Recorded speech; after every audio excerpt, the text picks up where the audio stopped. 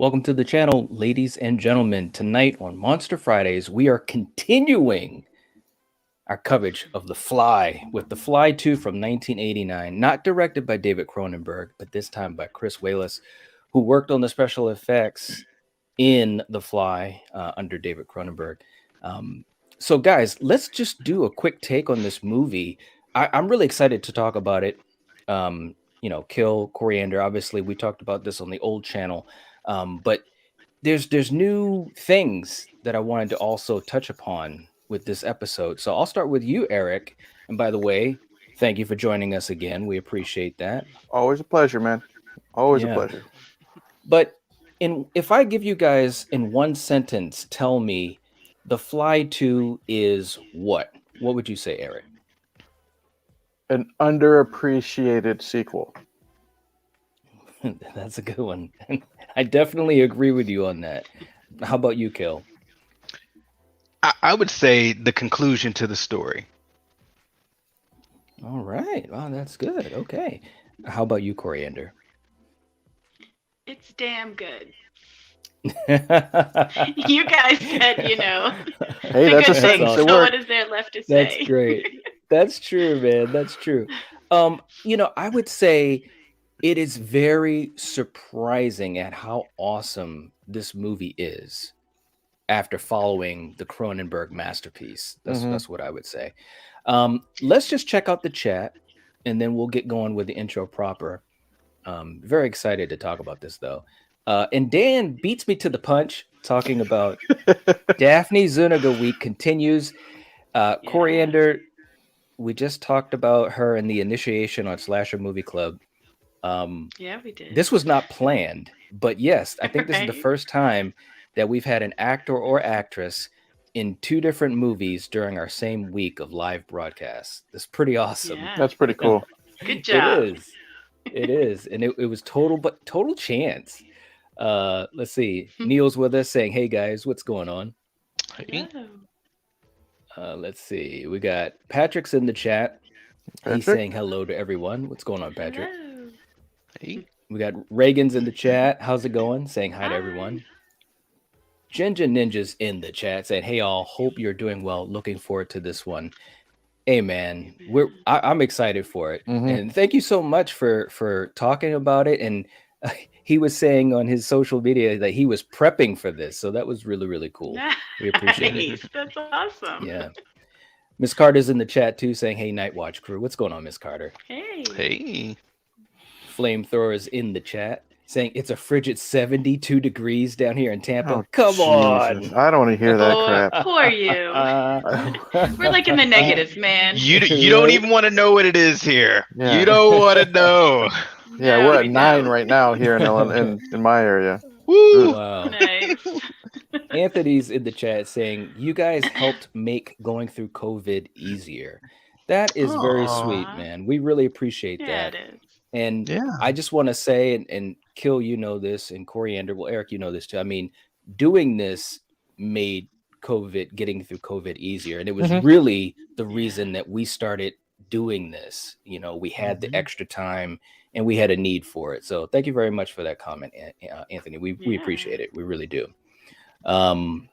Neil, it's a balmy 31 degrees here in Birmingham. Oh, wow. Oh, Dan saying just watched for the first time ever today. Ooh. Oh, Nice. right. wow. That is cool. Hey, Denisha, what's going on? All right. Hello. Okay, guys. Well, we're going to finish getting set up, and so we'll be back in a second. But for you guys in the chat, for you guys watching the replay, sit back, relax. It's time to get into The Fly 2. All right. Let's get down to brass tacks. Kill, I love that scene. Every time I see that scene, you know what I think about. Okay, guys. I'm getting better. I was telling Coriander, tell her though, we used to recite that when we were kids, man, right? Yeah, Oh, really? we used to mom, too. recite so many lines from both of these movies. Yes. Yeah, Wow. That's awesome. Absolutely. Yeah. So let's get into this with the Fly 2. And by the way, we had a really fun conversation last week. If you guys have not seen our episode on the Fly, check it out. It was a great conversation, and it really set up a lot for what we're going to talk about tonight. But Eric, let's start with you. This movie begins. What's going on in your mind? I know you said you haven't seen this in a while, but what are you thinking when this movie starts off? Yeah, I couldn't tell you how many years it's been since I first saw this.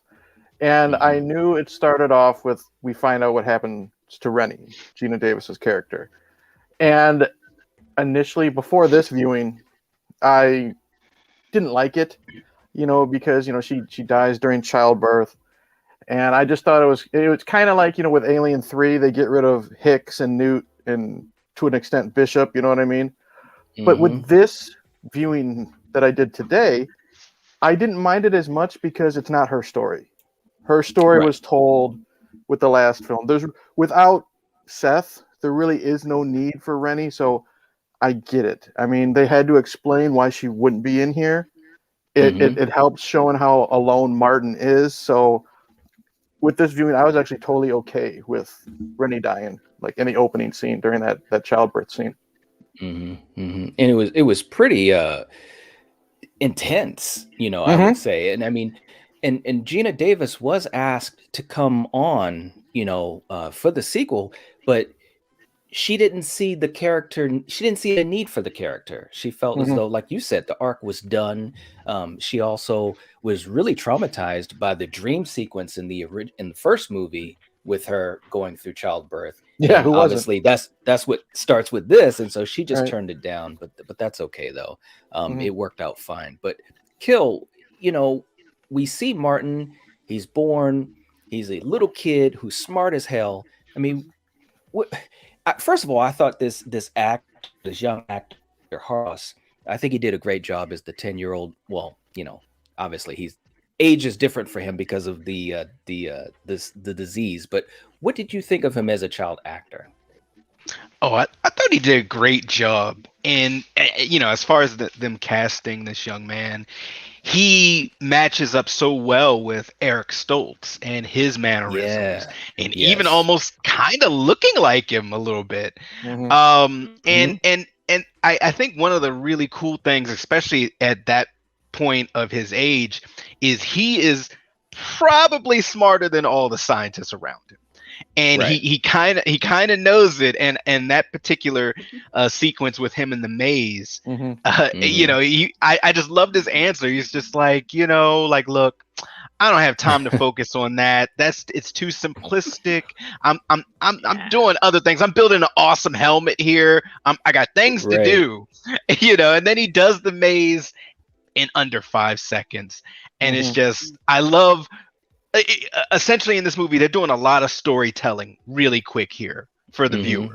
Like they're letting you know that he's probably even smarter than his dad.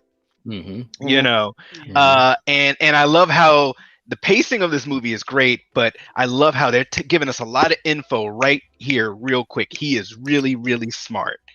And I thought that young actor did a great job. He's very cute. I agree. Yeah, he had a lot of things going on, and he was good in the role for the amount of time that he was in the movie. How about you, Coriander? What were you thinking of the story at that point?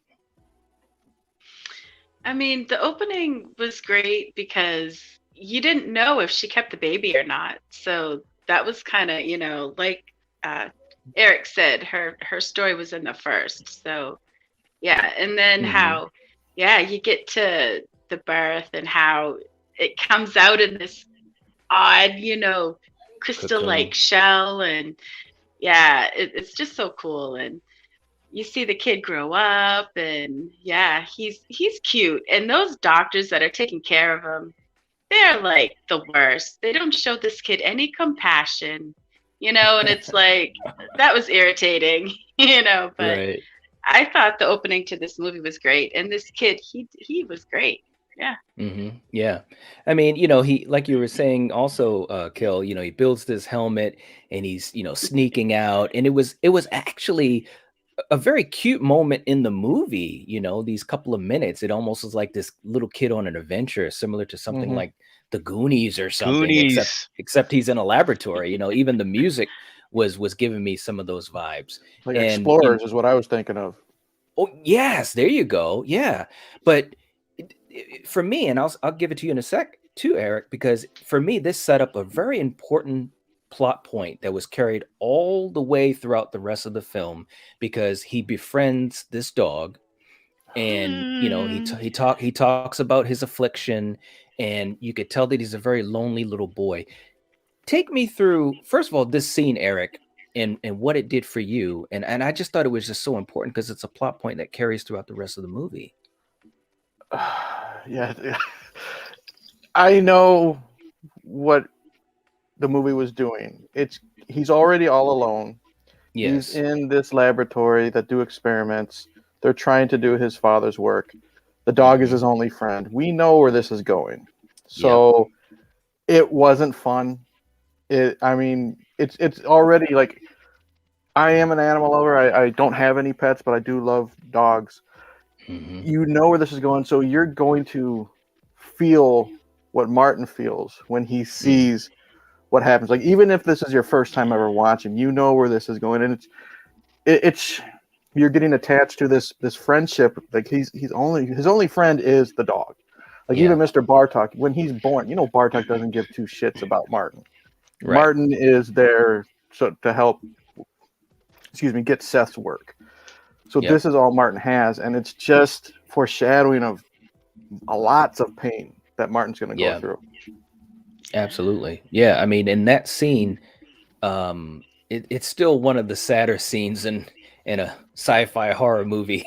I mean, even when I was watching it today, I was like, oh man. I mean, obviously Martin as a child, even though he's very intelligent, he doesn't know all the stuff that's going on around him. He thinks that the people in the laboratory and Bartok are trying to help him, trying to, cure him from this disease that he, got from his father and so forth. But Kill, when he sneaks out of the lab to meet up with the dog again, and then sees that it's taken to another area and goes there. Of course, they're using the dog as a guinea pig for the telepods. They're trying to perfect the telepods.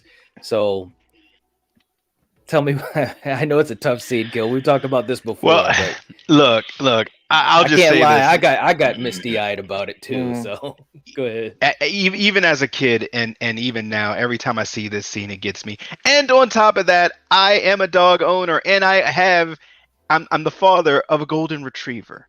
Okay, so I take this extra to heart. But yeah, like, I mean, the scene, like Eric said, we know what they're doing here. We know what they're setting us up for. And once again, that this young actor shows a lot of emotion, because he has befriended this dog, which is like the only friend he has. And then he's watching them lead the dog into the teleporter, and he's still waving at the dog like, "Hey, hi, buddy." It was and he doesn't know what's going on, and neither does the dog. The dog looks so sweet.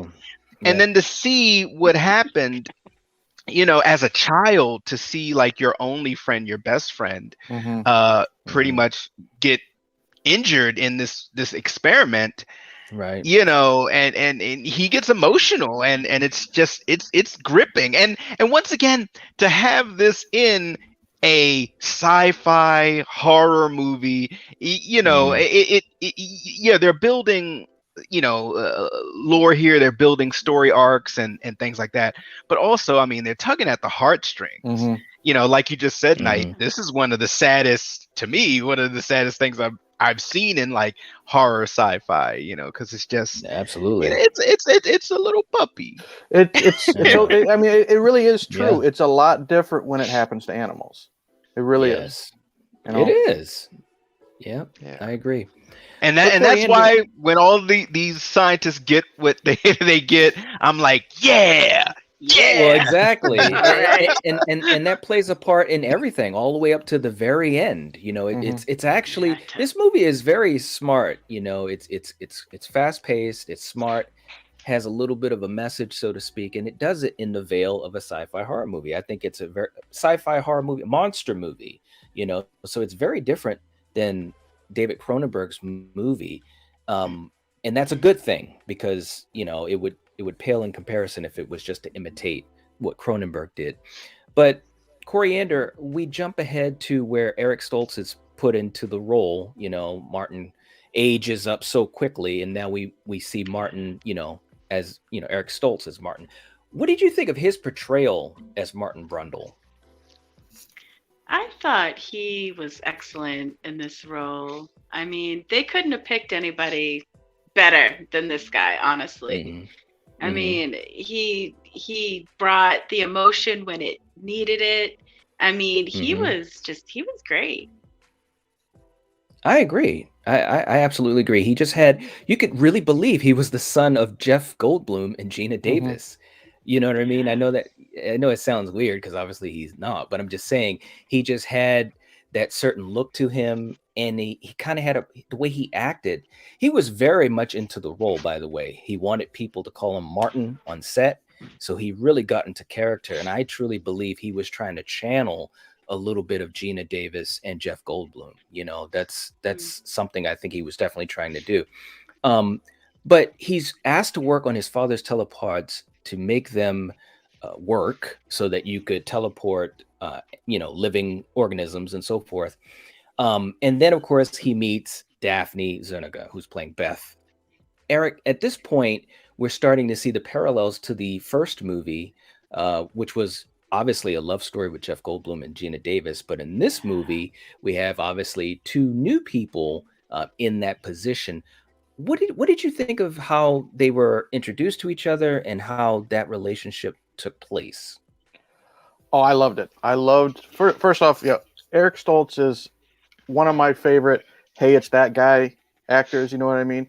You never see him in a starring role. It's always the drug dealer in Pulp Fiction, or the stepfather in like one of my favorite sci-fi movies, The Butterfly Effect, the abusive stepfather. Even Anaconda, he's in it for 5 minutes, but he's Eric Stoltz. What I like about this one, when you're talking about the relationship, is it's so different. They meet by accident. And what I like about their relationship is it's very sweet and innocent. And speaking of Eric Stoltz, you got to remember he looks like he's mid-20s maybe. He's 5 years old. So he's very childlike, very nervous around her. And I love when she takes him to the party. He is so nervous. He doesn't talk to anyone. He's very awkward. We've had that. We've all been in that situation. You go to a party, nobody. You literally just stand there and just don't talk to anyone. I loved the innocence he had. And you could tell that it was very awkward when they first started to get falling in love with each other. And you could tell it was from the way Martin was portrayed, it was very genuine and sweet, and that's what I liked. It innocent because again he's a 5-year-old when you think about it. And that's I thought it was real natural and I really loved it. Yeah, I agree. I mean, and Kill, I thought that it was a nice bridge between these two, and also with Jeff Goldblum and Gina Davis in the first movie. Did you feel that way, or what did you think about that? Oh, definitely. I mean, hey, look, those Brundle boys, they have good taste. They love some brunettes. strong independent brunettes. I mean, but yeah, just like what Eric was saying, it was really cute watching their interactions throughout the movie, because he's a 5-year-old. He's a hyper intelligent 5-year-old. But and he is awkward. He's not going to be as kind of nerdy smooth as Jeff Goldblum was with trying to flirt with Gina Davis. But yeah, he's naive, he's innocent, and at that party sequence, he was just kind of there, and like a fish out of water.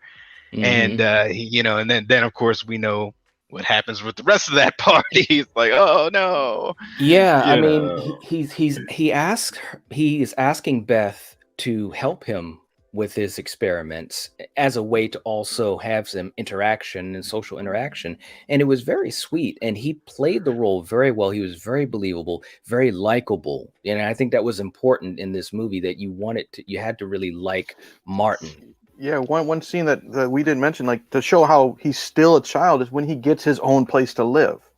You know, he's still he's jumping on the bed and being happy. You know, that's what a 5-year-old would be doing. Absolutely. And that's what I mean. He plays it from beginning up until the transformation starts happening. He's very innocent and young, and that's great acting. Absolutely. No, I mean he was fantastic in it. And Coriander, before I get to you real quick, I'll just jump into the chat here. Ginger Ninja was saying a very innocent and very Jeff Goldblum performance. It was really well done. I agree with that. It was very much in that vein, but yet his own, you know, and I think that was very good for this movie and for it to have its own identity. Explorer saying hello. What's going on, man? Welcome. Hello. Frank from The Harsh Truth is in the chat. What's up, my friends in movie fandom? What's going on? We have Blucka in the chat saying hello. And Dan saying Daphne was excellent. Absolutely. Jaden saying hello as well. And Explorer saying the Fly movie scared me as a kid. Just gross. Oh my God. Yeah, there was definitely a lot. This movie definitely went there, you know. Yeah. It definitely went there. It was But great. Corey, The special yeah. effects. Mhm. It was Yeah, awesome. no, the special effects were very good. But Coriander, you know, as he's trying to figure out the telepod, and again, this kind of played off of the movie with Jeff Goldblum a little Mhm. bit. He's trying to figure out how to fix himself, cure himself. And you have that scene where he's getting his DNA read into the machine and all that type of stuff. And he finds out the only way to do it is to basically sacrifice another life, to trade the mutant DNA with regular DNA. Now, first of all, what did you think of that as a plot point in the movie? It kind of feeds off of the first movie a little bit, but it's a little bit different. What did you think of it? Yeah, because obviously, Eric said it before in the beginning of what he said, this guy, or no, maybe Killian said it, that he's definitely smarter than his father. And his dad didn't have it quite right, because he was splicing two people together, you know what I mean? So it sounds like it was just going to be still a hot mess. And Right. this one sounded like, Martin had the key and he figured it out. So I Yeah. thought it was great. I thought this was, it was on point. I wouldn't have done it any different. Yeah, I mean, I thought it was very smart because, like you said, in the first movie, Seth was going to join himself together with Gina Davis and the baby because she was pregnant. So Yeah.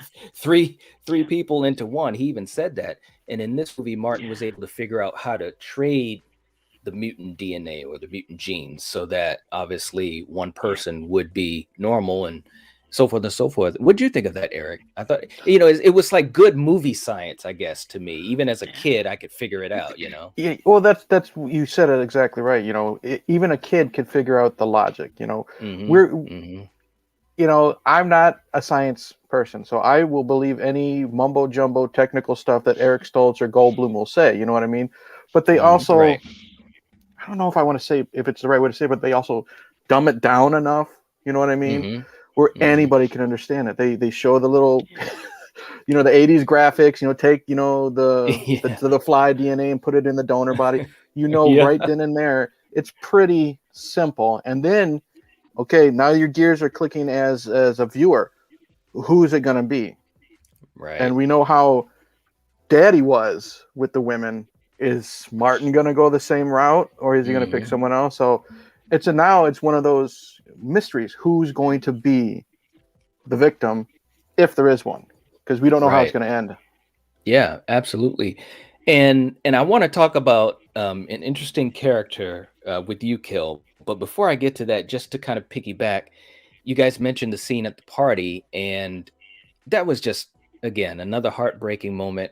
I don't want to get too deep into it, Yeah. but it was a very emotional moment, and I think Eric Stoltz again was great in that scene. What he had to do to his poor friend, you just don't usually get that type of stuff in a sci-fi horror movie. I mean, I Mhm. literally felt bad, and I know this movie. I've watched this movie since I was killed 10, 11 years old, whatever we were, So just a great scene, a sad scene for sure. But again, it's a plot point that we'll see played out further. But Kill, I want to talk about your boy. And every time you see him, you could just get this vibe. But I want to talk about Scorby. Ah, I want to talk about some Scorby, Scorby. I man. kept Very calling him Shaw. Scooby watching this. Scorby is the biggest hater in this Yes, movie. right. He is the closest thing to like the sexual creeper in this movie. I mean, he's the head player hater, man. Mhm. Hate. I mean, oh yes, and he just has such a punchable face. So the actor did his job. Yeah. He did his job well, and I salute you because I want to punch your face every time I see this movie. And just like you were saying, Knight, we've been watching this movie since I was like 7 and you were like 11, and yeah, I wanted to punch him then. Every time he calls honestly, him Marty. He always calls him Marty. He doesn't call him Martin. Yes. He's talking down to him. Yeah, all of these scientists here are like the worst. They are. They truly are, man. But Coriander, let's get into the meat of this thing here. Let's get down to brass tacks. We start to see that things are not going too well for Martin. He's starting to go through some changes, some really cool moments with some practical effects and so forth. He's going through the metamorphosis.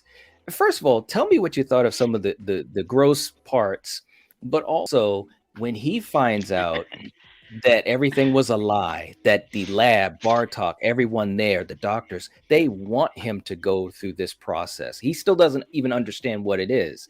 But what did you think about these scenes that were coming up? I mean, you felt so bad for this kid. I'm going to say kid because he, like Eric says, he's 5, and he thinks that maybe this cure could help. And they say, no, it was just saline they were shooting in him, that there's no cure, there's no hope. And these people, the doctors, I mean, they were terrible. They were just in for the science and what is going to happen, and they had no respect for any life. They didn't. Yeah. They honestly didn't. Well, they proved that with the dog. They wouldn't put it out of its misery. That's right. Yep. Yeah. And they lied about it. Yes, Bartok lied about it. He said he didn't have to suffer and so forth and so forth. And even just saying that just then and now, it's like, that was the big moral of this story, is having a respect for life. Because, and I'm jumping ahead, but I just want to say it because it's in my mind. But even Martin, knowing the only way to save himself is to sacrifice another life, he didn't want to do that because he respected life. You know what I'm saying? Like, how good of a person is that? Even to save himself. But Eric, he finds out that this is all a ruse, that they want the transformation to happen. He sees the videotapes of them spying on him, where he's making love with Beth. He sees the tapes of his father, the real tapes. I mean, it's like dominoes are crashing down to him. I mean, how did you feel at that point in the movie? Well, we like you're loving the Martin character ever since he's the kid with the helmet and everything, and we've already seen part 1, so we know the suffering he will go through physically. Right. Again, I loved Eric Stoltz's performance when he loses it and he's destroying his apartment. You believe it. It's not over the top acting. He could be yelling at the ceiling or screaming, or he doesn't. He's throwing books. He's smashing mirrors, and you can feel the rage because you're ticked off too.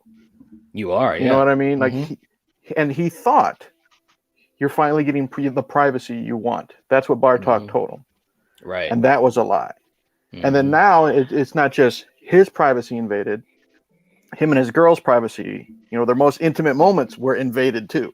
Yeah. And that's the problem. Now, I think this is because they moved her off the project or something like that. And I don't know if they fired her or not, but either way, now her life transferred is being affected. And so now he's super pissed for himself and for her. Yeah, and I bought it.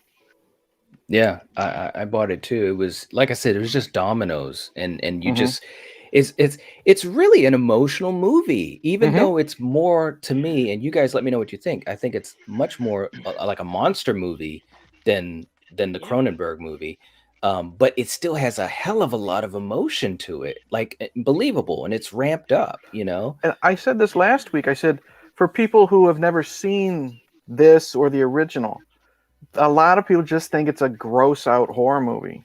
Hmm. Give it a chance, because the first one had a love story. Like, it is a love story, like we said last week. This one is too, and it's got great characters. It's not just faces melting and body parts Hmm. falling off. There's more emotion to it. I think, honestly, this one's a little bit more emotional because of the Mm. animals involved, and because Martin's so innocent. Yes. Seth, in a roundabout way, did it to himself. He knew Hmm. what he was doing, and he Right. took those chances for science. Hmm. Martin was literally born into this. He Good was point. innocent from the beginning. He was used by Bartok. He was lied to by Bartok.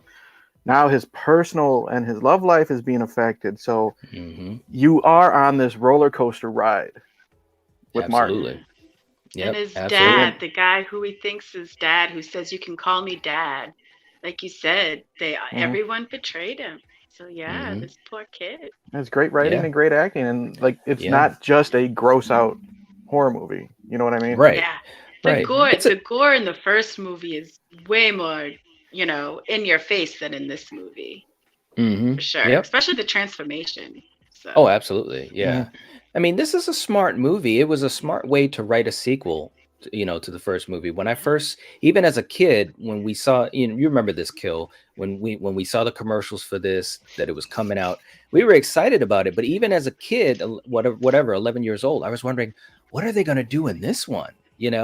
And I kept thinking about the Cronenberg movie. But then when I saw this and it was so much different, it was like, oh, wow.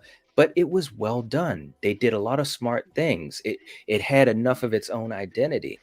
But as we get into, the final third of the movie, he's going through the transformation. He goes to Beth, because she's off site. He goes to her, and he's basically similar to like Seth in the first movie, asking her to help me, and of course, she's going to, because they have that love, they have that romance with each other. So she's driving him away. And Kill, who's the only person that we can go to when we're in a pinch in the Fly universe? We're going to Staffis Boren. Staffis. John Getz himself. Yes.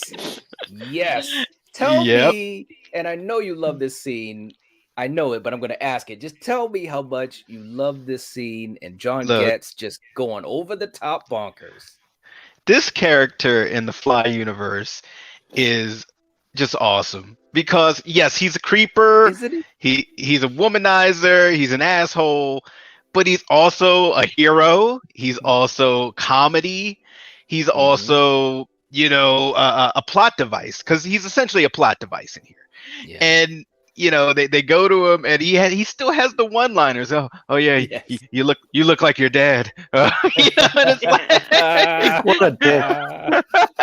and it's just like, dude, like, for what, this is a 5-year-old kid who's going through some serious changes, right? But I loved having, and when you asked this earlier, in one sentence, I said this concludes the story. It is a sequel, but it feels like if you watched both of these movies back to back, you're going to get one complete story, and the glue of that is this character and also the tapes of Seth that Eric Stoltz watches, because it truly fully forms it. Because we heard of Bartok Industries in the first movie, we didn't see any of them. This one, Mr. Bartok is in this as pretty much the third, character that's pretty much in this movie with, runtime and dialogue. So it's really interesting. We saw the more civilian side in the first movie. This is the more clinical science Bartok Industry side. And it's still the Brundle family and, things of that nature and what's going on, and the Brundle work with the telepods. But Stannis, he's just, he's gone through some stuff. He's lost a limb. He's lost the woman that he loved died in childbirth. Yes. And he's drinking himself into a bottle. So it's like he's gone through some stuff. Right. So it was just every time when it gets to the part where they go to his house, I love it, and I'm just like, oh, here it comes.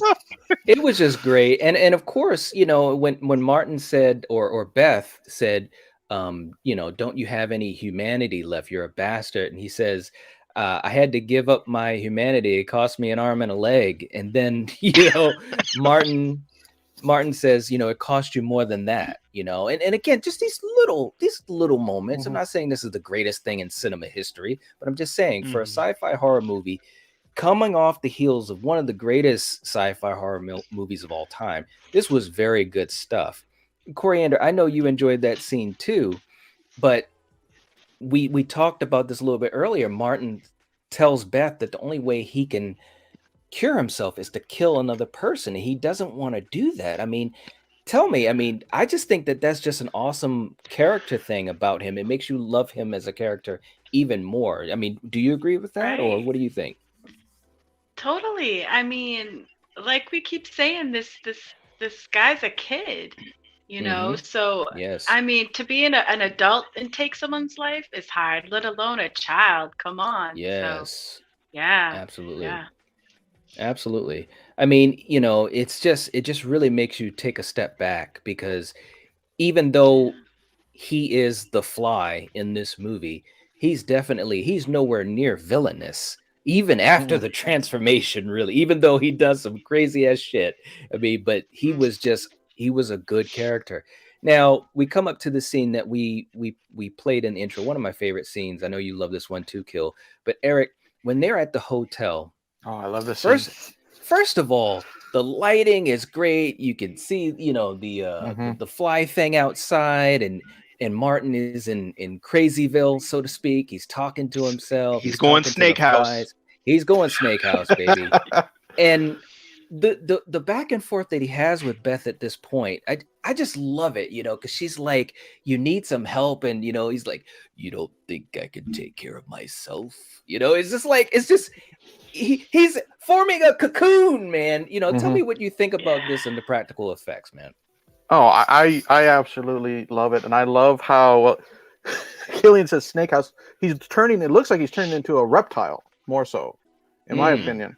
And I liked it. I loved how his transformation was a hell of a lot different looking than his dad. Yes. Yeah. The first thing we saw was when he was getting the injection and the needle broke off, and he's poking at his infection, and then he pulls out that little bit of, I don't know what you would really call it, but basically what he's going to wrap himself up in the cocoon. Yeah. And like I love or something. And what you said, the lighting, it's great because we see him and he's got the lamp behind him, but he's mainly in the blue from the bug zapper. So that the use of shadows and colors, like I've always said it before, I'm a color guy when it comes to like visuals. That helps set the mood. And this is where, we talked about last week. This is insect politics. Is that what the term was? Yes. Yeah. Yes. Martin's starting to go bye-bye now.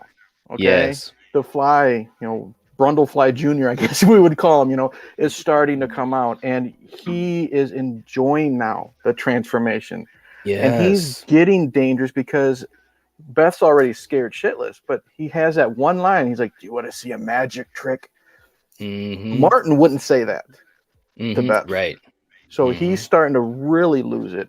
And again, Stoltz, under all that prosthetics, he's just so good. He works through it. And I think it's a very downright scary scene because, again, this is the first time we're not really, like, we can be sympathetic, but we're not so sympathetic with him now because now we know he's starting to lose his mind. Absolutely. Yeah. He's going down the rabbit hole, man. It is creepy and a little scary because, again, you come to love him as a character so much up to this point. Kill, look, man, let me just show you what he gets to. This is what we're dealing with. So Beth makes a call because she doesn't know what else to do. So she makes a call to Bartok, and the helicopters come, the tanks, the army, everything. We're getting into the main brunt of this finale. How do you think it went? I mean, it really goes into monster movieville at this point. Oh yeah, and I love it. This last part of the movie turns into, alien, or whatever you want to call it. Except you're rooting for the alien. Like I'm rooting for Brundlefly. Right. Know? And essentially she did the best that she could. And she doesn't know what's going on. I'm gonna call Bartok. Hopefully they can do something for the man I love, and it's beautiful because it sets the tone and the stage for the final confrontation. For one, he has grown up at Bartok, and he has a computer for a memory. He knows every inch of that facility, especially around the telepods and so forth. So he becomes a giant fly ninja.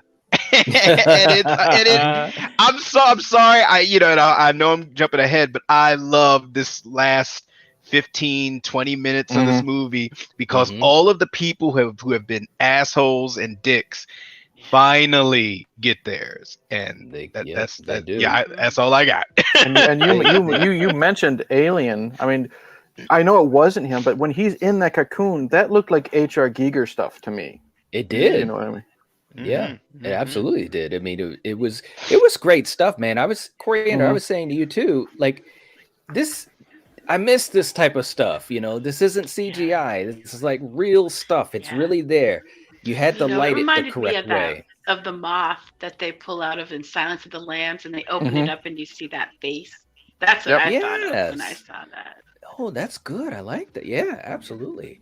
It was just some great stuff, man. And I also want to give some credit to Lee Richardson, who played Bartok. He was a great villain. He was charismatic. He was. Every scene that he was in was a great scene. Very good actor, very underrated performance, because without him being at that level, nothing works.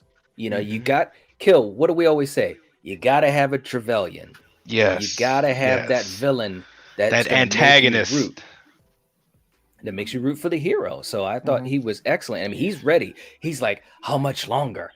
You know what to do. Let's get the preparation ready. And like the stage is being set.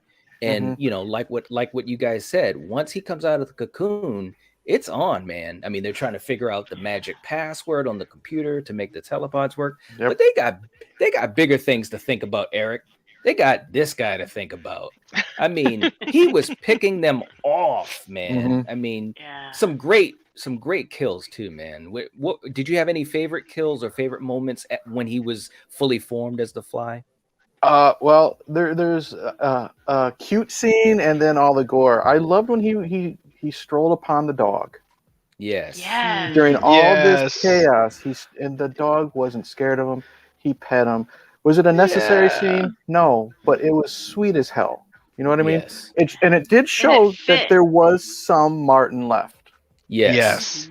So that was great. But oh god, when he's getting his revenge, and like Killian said, he's got like a photographic memory. He knows Bartok. He also knows the air ducts because what was he sneaking around in with the helmet? And if you want to say my favorite death, I was happy when was it Scorby? He got snapped in half, but when you spit acid on the dude's face and it's burning and he doesn't melt. He literally peels his face off. Yes. That was a great and disgusting practical effect. And if you look at it, pay attention. After he's laying down, he's still breathing. Yes. Remember Coriander? I was saying that? He's still breathing when this shit's happening. And they leave him to go find Martin. He's still alive. Yes, he is. And I love this design.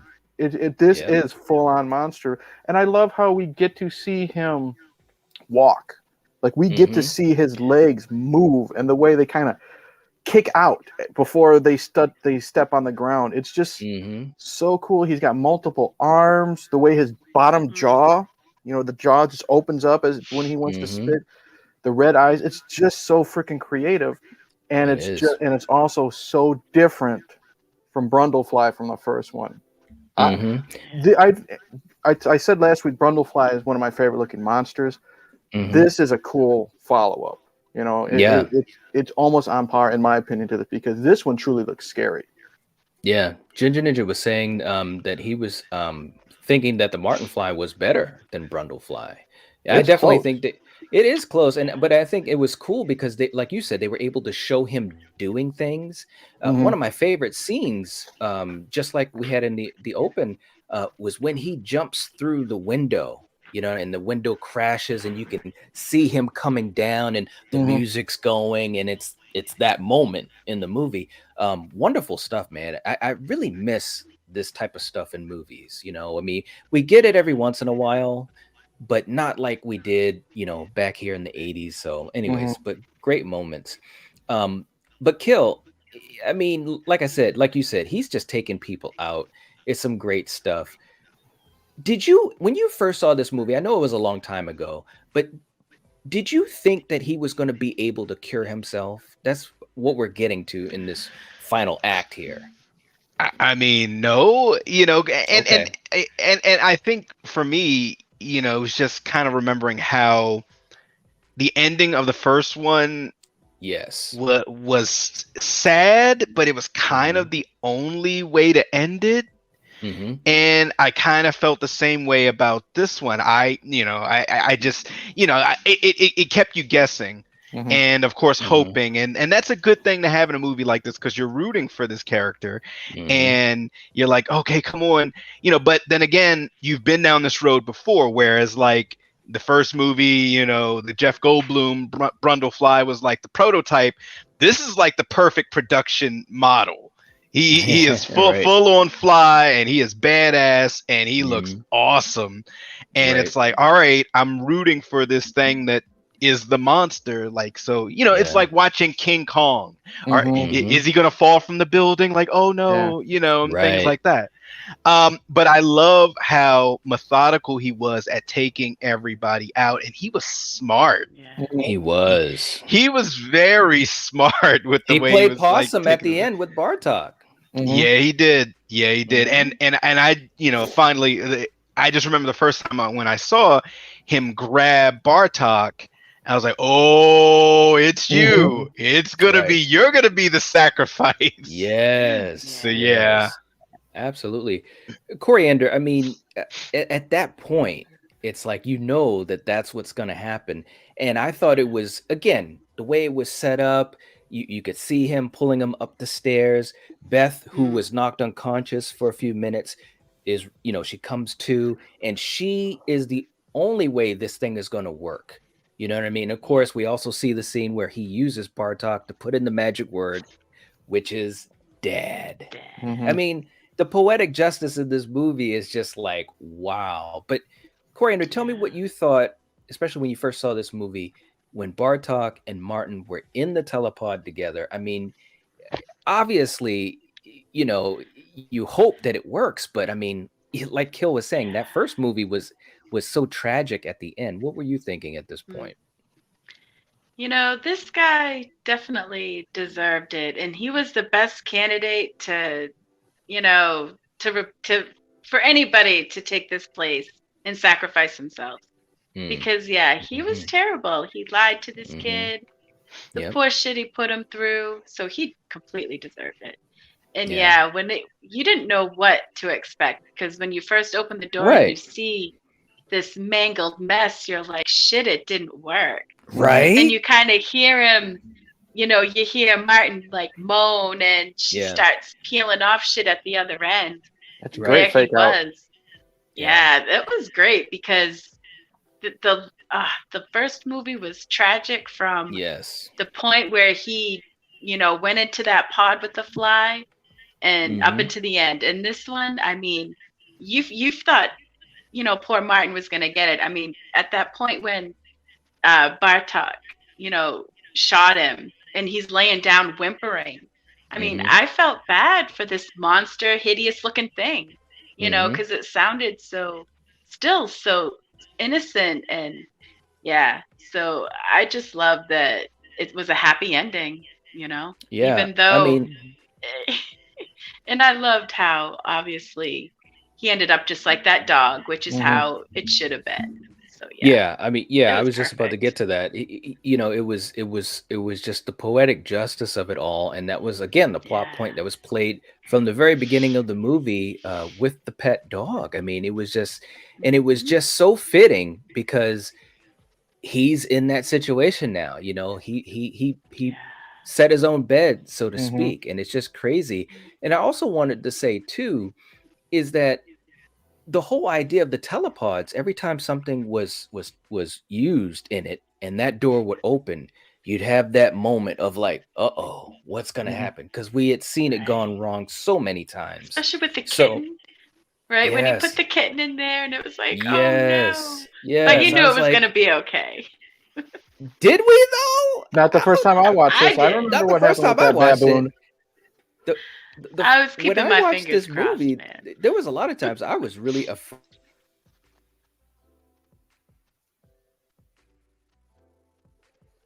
to admit, seriously. So, but hey, the kitten survived. That's all that count.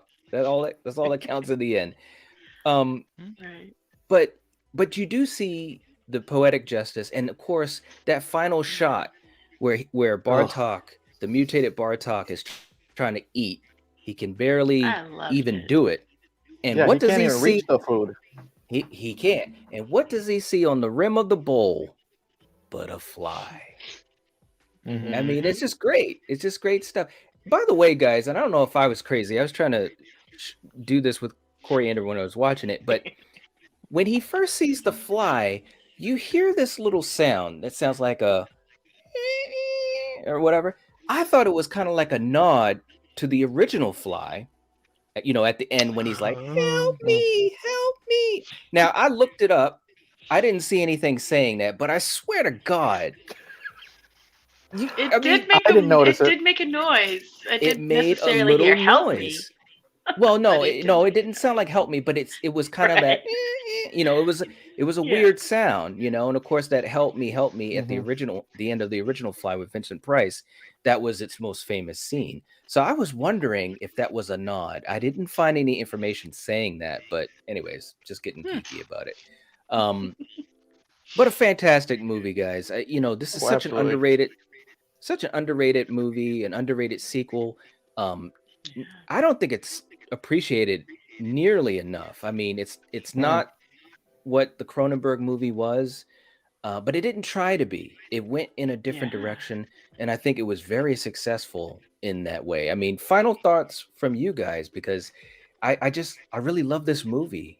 I truly love this movie. It's so great. I'll start with you, Eric. Any final thoughts? Like I said, it's great acting from Eric Stoltz.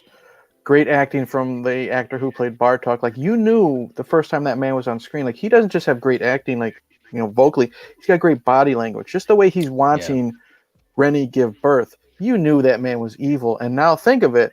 I literally just thought of it like during this stream. He didn't get rid of the dog. We Mm-hmm. don't know what he did to Rennie after she passed away. Whether Mm. he's the type of guy he could have experimented on her for all we know.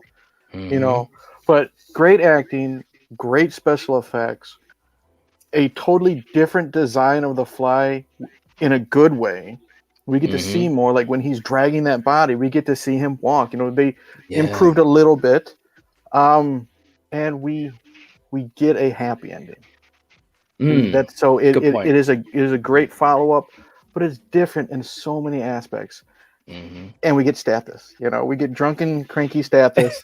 For 5 minutes, and again, underappreciated, and I think people should give it more credit because think of it this way. Excuse me. I've always said it's kind of like Predator 2. How are you Mm. going to follow up Predator? You Mm-hmm. can't, but you can do your best to be similar and different. And I don't know your guys' thoughts. I missed the Predator 2 review. I really like Predator 2 for what it is, Yeah. but it's nowhere near in the ballpark of the original. Mm. This is a really, really good follow up, but it's also so different. So, Yeah. you know what I mean? I There's totally no way agree. this would be as good as the Cronenberg, but it is a really good love story and Mm-hmm. monster movie. And if you Yeah. think about the last 20 minutes, it's kind of a slasher movie too. Mm-hmm. Yeah. I So, agree. He's got a list and he's taking them out. He mhm. really is. Kill, what about you? Any final thoughts on this? This is a great sequel, and like I said, it's a great completion to the overarching story, in my opinion. Because I mean, hell, it takes place 8-9 months later with him being born, so the scope is it's very tight, and I feel I personally love movies where you can watch, hey, this one, and then go right into this one, and you can kind of see, like a full narrative there. It's really sad though. It's hard to watch this movie. Yeah. You cannot stream it. It is not available for streaming. I'm glad you brought that up. Go ahead. And I gotta say, when we were going to look at this, when we were talking about this on the old channel, I had to actually purchase that box set, which is a great box set, mind you. It has there you see, you're all right. I purchased that. It was like $19.99 on Amazon. It's really awesome, and it has all of the Fly movies, including the older ones, Vincent Price. And for me at the time, that was the only way I could watch The Fly 2. And unfortunately, because I checked it today, because I just wanted to see, and unfortunately, guys, it still is not available for streaming. But it is a great movie. If you have enjoyed any of this conversation, or if you've seen this movie before and you just haven't seen it in years, you can buy it. It's definitely worth it. It's a great horror, sci-fi, slasher, love story, comedy, dramedy. It's all in there, and great acting. And that's all I got to say. I really enjoyed coming back to this. And I'll say this, I got mine. I don't have the Scream Factory, box set, but I have The Fly and The Fly 2, the one from the 80s. You can there's like a 2-disc set of The Fly 2 on Amazon, probably for like under $12. You have the 1 disc with the movie and the commentary, and then you have a very long documentary on The Fly 2 on a 2nd disc. Who the hell would have thought The Fly 2 would get a 2-disc set? Yes, it's really, and it's great. Yeah, it's a great documentary. $15 on Amazon for that documentary alone. Money well spent. That's exactly what I was going to say too, because I love these movies. You guys obviously know that, and that's how I first had it. I mean, obviously when we were kids, our parents, hooked us up. But I'm saying as an adult, I got The Fly on DVD and I got The Fly 2 on DVD, and they were 2-disc sets. And like you said, Eric, for both movies, but especially for this movie, the documentary itself is amazing to watch.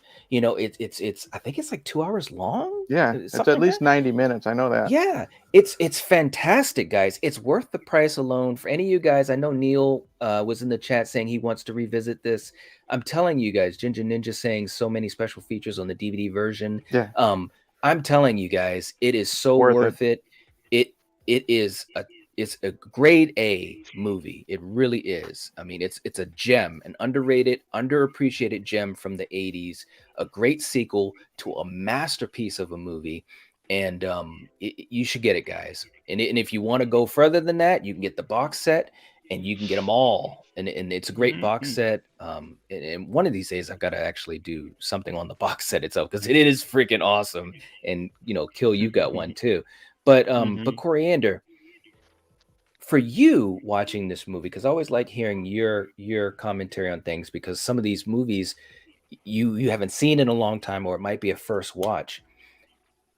The Fly 2, how would you describe that to someone as far as what you think of it? It's good. I mean, you guys, you've said everything that really can be said about it. So I mean, if someone asked me about The Fly 2, I would say it's just as good as the first. If you like the first, you're gonna like this one. Yeah, but that's a great way to put it, because I thinking of it like that, it is as good as the first. But it's in a different way. It brings different things to the table, in other words. So, but anyways, this was fun, guys. I love this movie so much. I'd love to keep talking about it. We could do another video on it too, but I want to get you guys out of here. But for you guys in the chat, we do appreciate you guys hanging out with us. This is a special movie, and like I said, especially for me and Kill, we've grown up with this movie. We grew up with the Cronenberg movie with our parents, with our mom. So it's very special. And again, if you haven't seen it in a while, check it out, man. Strange Monkey's in the chat. He says he hasn't watched it in years. Check it out, man. It is so worth it. It is a great movie. But anyways, we appreciate you guys hanging out with us. Please give the video a like. It will help support us. I've got Eric's channel in the description for any of you guys in the chat. I know you guys know Eric. For people watching the replay, check out Eric's channel. Very good stuff. My man is going through the Alien movies. He's doing Bloody Sunday. Mm-hmm. You're doing some great stuff, man, as always. I appreciate that. And I will say this. I'm also, on American Werewolf in New Jersey at least once a week. I do want to plug this Sunday at 8 p.m. Eastern is his 1-year anniversary for being a podcast or a video podcast. And nice. I don't know the specifics, but he's going to have a live stream. I will be there. He's trying to get everybody that's been guests, and we're just going to shoot the shit and wish him well on a year. So hope to see you guys there. Awesome, man. Absolutely. And he does some great stuff too. He really does, man. But yeah, for you guys watching this, also leave us a comment. Let us know what you think about The Fly 2. Do you have any favorite moments? What do you think of the effects, the characters, all those types of things?